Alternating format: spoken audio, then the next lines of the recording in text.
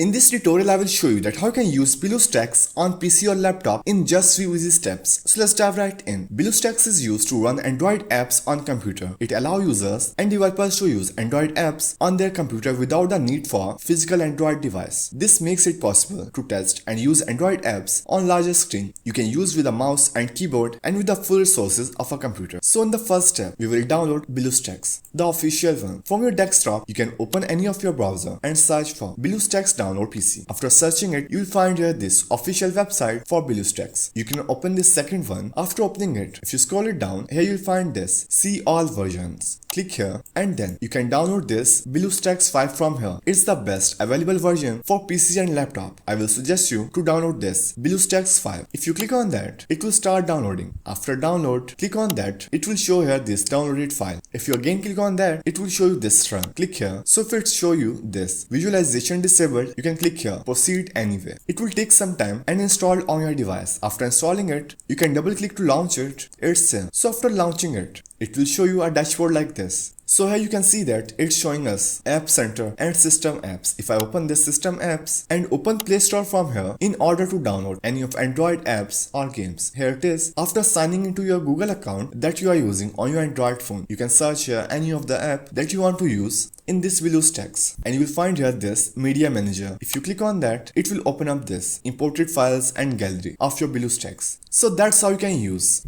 BlueStacks on PC and laptop in just few easy steps. That was a quick tutorial on BlueStacks.